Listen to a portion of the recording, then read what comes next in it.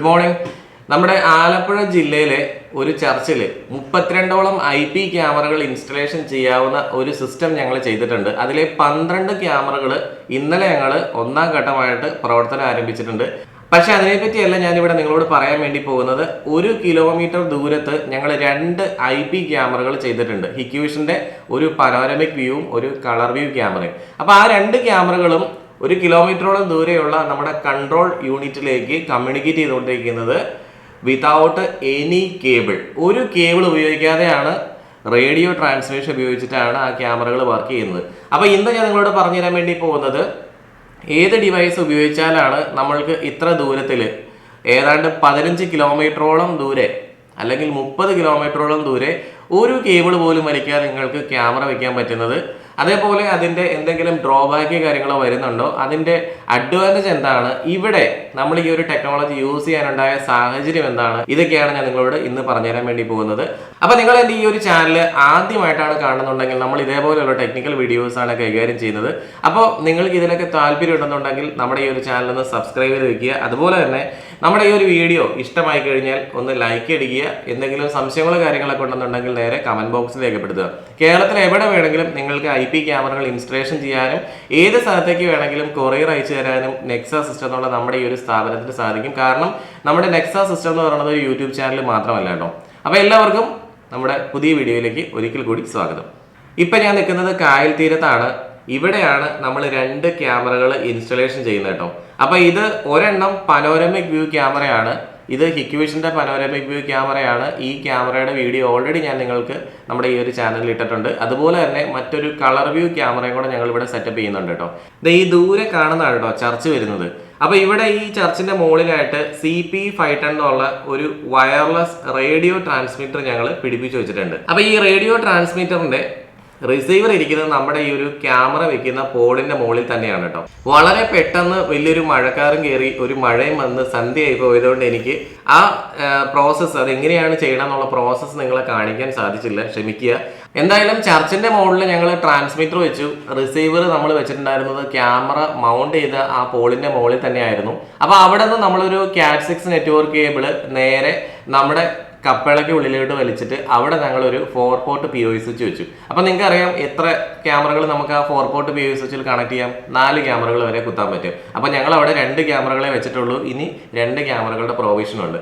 ഈ CP510 എന്നുള്ള ഡിവൈസിന്റെ റേഡിയോ ട്രാൻസ്മിഷൻ ഡിസ്റ്റൻസ് വരുന്നത് കമ്പനി പറയുന്നത് 15 കിലോമീറ്റർ ആണ് കേട്ടോ. അപ്പോൾ 15 കിലോമീറ്റർ ഒന്നും എന്തായാലും ഈ ഒരു ഡിസ്റ്റൻസ് കിട്ടുമെന്ന് എനിക്ക് തോന്നുന്നില്ല. പ്രത്യേകിച്ച് കേരളത്തിലെ നമ്മുടെ സാഹചര്യം അനുസരിച്ച് ഒരുപാട് മരങ്ങളും ബിൽഡിങ്ങുകളൊക്കെ വരുന്നതുകൊണ്ട് തന്നെ നമുക്ക് അത്രയും വലിയൊരു ഓപ്പൺ സ്പേസ് കിട്ടാൻ സാധ്യതയില്ല.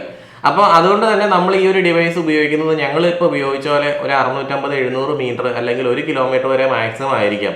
അങ്ങനെയുള്ള സിറ്റുവേഷനിൽ വളരെ സിമ്പിളായിട്ട് നിങ്ങൾക്ക് ഉപയോഗിക്കാൻ കഴിയുന്ന ഒരു ഡിവൈസാണ് CP510. ഈ ഡിവൈസ് നിങ്ങൾ ഉപയോഗിക്കുമ്പോൾ പ്രത്യേകം ശ്രദ്ധിക്കുക, അതിൻ്റെ ഉള്ളിൽ ഇടയിലായിട്ട് മരങ്ങളോ കാര്യങ്ങളോ ഒന്നും വരാൻ പാടില്ല. നമ്മൾ ഈ ഒരു ട്രാൻസ്മിറ്റർ വെക്കുന്ന അതേ ലെവലിൽ തന്നെ, അതേ ഐ ലെവലിൽ തന്നെ ആയിരിക്കണം റിസീവറും വരുന്നത്. അപ്പോൾ ഞാൻ ഈ കാണിച്ചിട്ടുണ്ടായിരുന്ന CP510 എന്നുള്ള ഡിവൈസിനേക്കാളും കുറച്ചും കൂടെ പവർഫുൾ ആയിട്ടുള്ള ഡിവൈസുകളും അവൈലബിൾ ആണ്. CP710 ഡിവൈസും CP610 ഡിവൈസും അവൈലബിൾ ആണ്. ഇനി ഇത്രത്തോളം റേറ്റ് നിങ്ങൾക്ക് പോകാൻ കഴിയില്ല എന്നുണ്ടെങ്കിൽ CP210 ഉണ്ട്, 220 ഉണ്ട്. ഇതെല്ലാം ഇതിലും താഴെ വരുന്ന ഡിവൈസുകളാണ്. എന്തായാലും ഈ ഒരു ഡിവൈസിന്റെ കോസ്റ്റ് വരുമ്പോൾ ഏതാണ്ട് ഒരു 5500, 6000 ആ ഒരു റേഞ്ചാണ് വരുന്നത്. പക്ഷേ നമ്മൾ ഇത്രത്തോളം ഡിസ്റ്റൻസിൽ അണ്ടർഗ്രൗണ്ട് ചെയ്ത് കേബിൾ വലിക്കുന്ന അത്രയും ചിലവ് ഒരിക്കലും ഈ 2 ഡിവൈസ് എടുക്കുമ്പോൾ നമുക്ക് വരുന്നില്ല.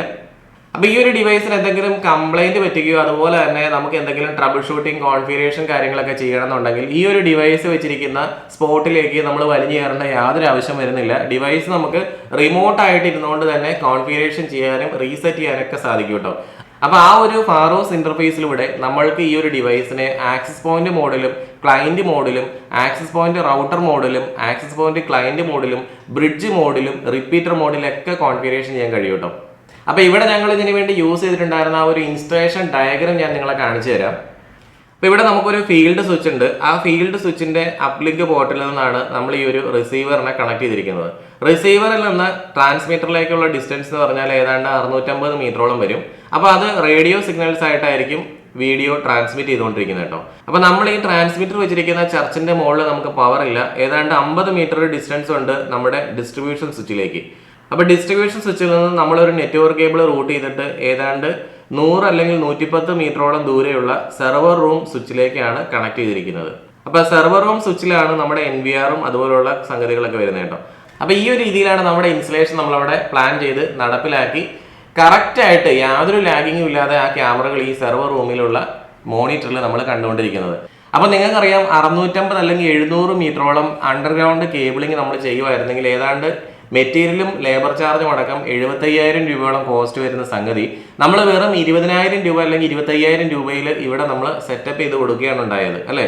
അപ്പോൾ ഇതേപോലുള്ള വലിയ പ്രൊജക്റ്റുകൾ നിങ്ങൾ നടപ്പിലാക്കുമ്പോൾ നിങ്ങൾക്ക് എന്തെങ്കിലും ഗൈഡ് ലൈൻസ് വേണമെങ്കിലോ ഇൻസ്റ്റലേഷൻ ചെയ്യണമെങ്കിലോ അതുപോലെ തന്നെ പ്രോഡക്റ്റ് വേണമെങ്കിലൊക്കെ ഞാൻ ആദ്യം പറഞ്ഞ പോലെ നിങ്ങൾക്ക് എന്നെ സമീപിക്കാവുന്നതാണ്. Nexa system any time ready to help U.